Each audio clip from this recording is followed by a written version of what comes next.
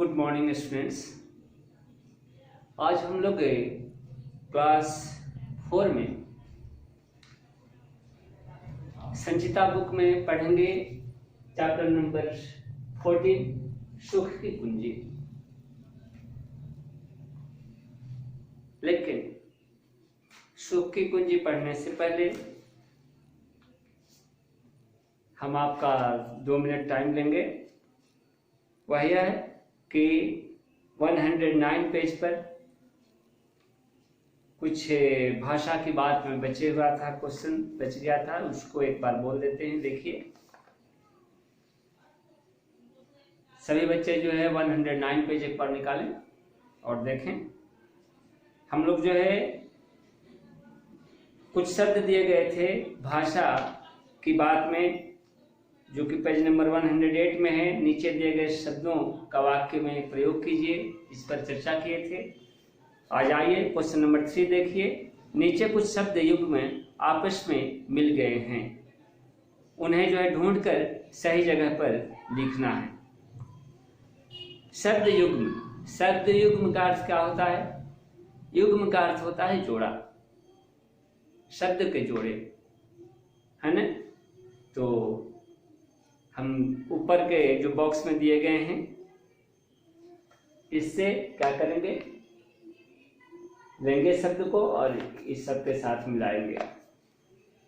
आमने सामने, आमने के साथ क्या जोड़ना चाहिए? सामने। तो ये शब्द युग्म हुआ, आमने सामने, एक दूसरे, अलग अलग, लड़ना झगड़ना, खुशी खुशी, इधर उधर, गृह युद्ध, रोज रोज, है ना। तो ये देखिए जो शब्द आपका बॉक्स में दिए गए हैं, सामने, झगड़ना, युद्ध, खुशी, दूसरे, उधर, अलग और रोज, ये शब्द हम इस तरीके से मिला देंगे। क्या? कि आमने सामने, एक दूसरे, अलग अलग, लड़ना झगड़ना, खुशी खुशी, इधर उधर, गृह युद्ध और रोज रोज। आइए 4 नंबर क्वेश्चन को देखिए। वाक्य के अनुसार जो है रंगीन शब्द के सही अर्थ पर सही का निशान लगाइए। तान्या ने सोने का हार बनवाया है। तान्या एक बच्ची है, एक लड़की है ना, और सोने का हार बनवाई है। यहाँ पर हार क्या हो गया? यहाँ पर हार माला हो गया, माला में आप टिक मारेंगे। दूसरा देखिए, वहीं पर है, कारगिल के युद्ध में पाकिस्तानियों की हार हुई। यहाँ पर हार क्या हो गया? यहाँ पर हार पराजय को इंडिकेट करता है, पराजय को सूचित करता है, इसलिए यहाँ पराजय में टिक मारी। ख नंबर देखिए, ये का नंबर क्वेश्चन अभी बोला गया। ख में देखिए, श्री कृष्ण यशोदा के लाल थे। लाल क्या हो गया? यहाँ पर लाल का मतलब पुत्र होता है, तो पुत्र हो गया।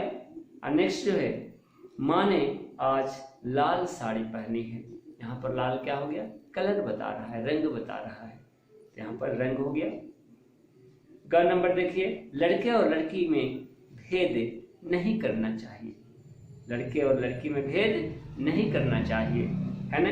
यह क्या हो गया? भेद का मतलब यहाँ पर अंतर नहीं करनी चाहिए। नेक्स्ट क्या है? रोहित अपना भेद किसी को नहीं बताता। तो यहाँ भेद क्या हो गया? रहस्य, सीक्रेट। ठीक है, तो ये था आपका क्या, वाक्य के अनुसार रंगीन शब्द के सही अर्थ पर सही का निशान लगाइए। तो समाप्त हुआ आपका ये भाषा की बात, चैप्टर्स जो पिछले चैप्टर से संबंधित था। आइए अब आते हैं आपका चैप्टर सुख की कुंजी के साथ। सुख की कुंजी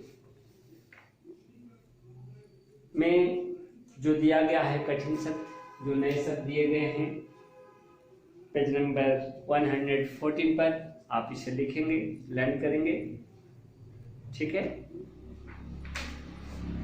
अंबर का अर्थ आकाश, नीड़ों का अर्थ घोंसलों, सन्नाटा, चुप्पी या खामोशी, दूब का अर्थ हरी घास, और नेक्स्ट बरखा का अर्थ जो है बरसात, धानी हरा और पीला मिलकर बना रंग एक है, और कष्ट का मतलब तकलीफ, और लास्ट कुंजी का मतलब चाबी। तो आइए सुख की कुंजी चैप्टर, जो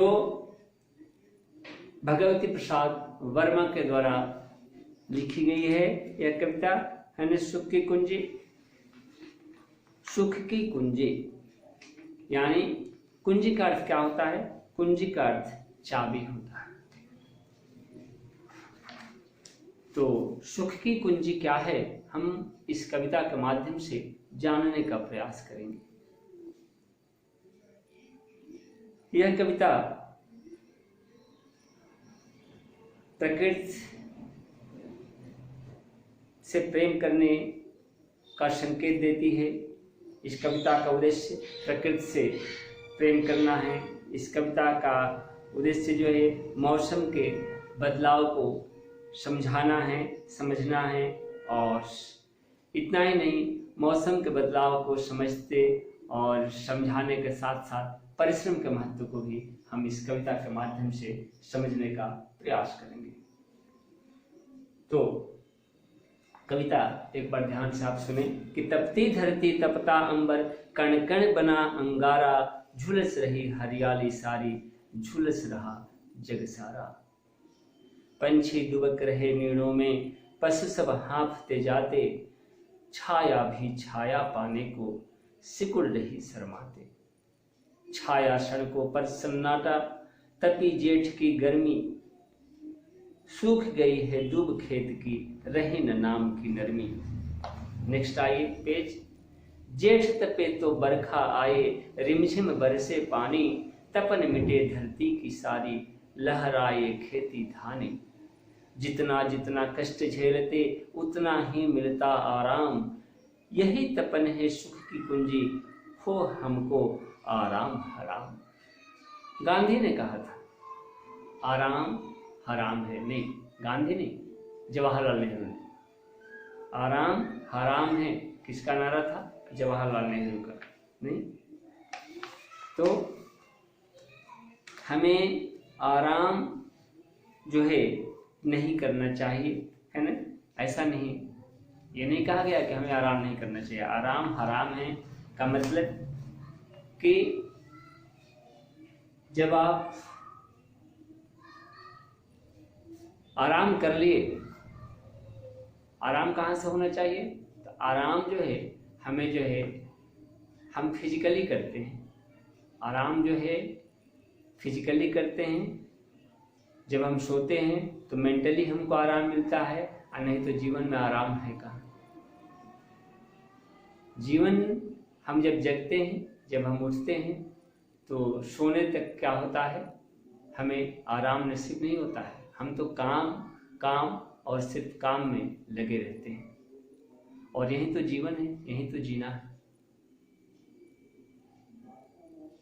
जब हम मन से रुक जाते हैं तो क्या होता है, वहीं पर हमारा जीवन समाप्त हो जाता है। जब हम मन से रुक जाते हैं, हम जब वचन से रुक जाते हैं, हम जब कर्म से रुक जाते हैं, तो वहीं पर यह समझा जाता है कि हमारा जीवन रुक गया। कहने का मतलब कि हम मन वचन और कर्म से कभी रुकते नहीं हैं, हम तो चलते ही जाते हैं, है ना। यह तभी होता है जब हमारे शरीर से सांस निकल जाती है, तभी हमें वह आराम मिलता है, हम चैन की नींद सोते हैं, नहीं अन्यथा आराम है कहाँ। तो जीवन क्या है? जीवन एक झरना है, जीवन एक नदी है।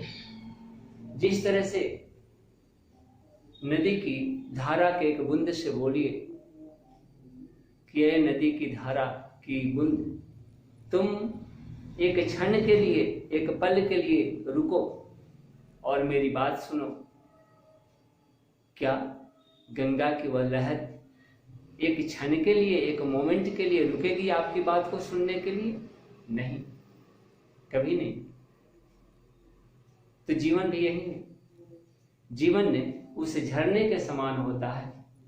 जीवन उस नदी के धारा की उस बूंद के समान होता है जो कभी रुकने का नाम नहीं लेता है। यह हमेशा अनवरत बहते रहता है। इसलिए इस जीवन को रोकने का प्रयास नहीं करें। हम जहाँ पर हैं, हम जिस लेवल में हैं, हम जिस स्तर में हैं, हम वहीं से उठने का, आगे बढ़ने का, प्रगति करने का, विकास की ओर जाने का क्या करते हैं? रास्ता तलाशते रहते हैं। यही तो जीवन है। तो आइए इस कविता के माध्यम से सुख की कुंजी की आज हम तलाश करेंगे कि सुख की चाबी आखिर है कहाँ। तो सुनिए। तपती धरती तपता अंबर, कण कण बना अंगारा, झुलस रही हरियाली सारी, झुलस रहा जग सारा। यह है भगवती प्रसाद वर्मा के द्वारा लिखी गई कविता। उस समय को दर्शा रही है, उस सीजन को दर्शा रही है, उस ऋतु को दर्शा रही है जब क्या है, जब प्रचंड रूप से गर्मी पड़ रही है। जब गर्मी पड़ती है तो धरती तपने लगती है। सूरज की किरण में इतनी तेज होती है, इतनी प्रकाश होती है कि हम धरती पर नंगे पांव नहीं चल सकते हैं।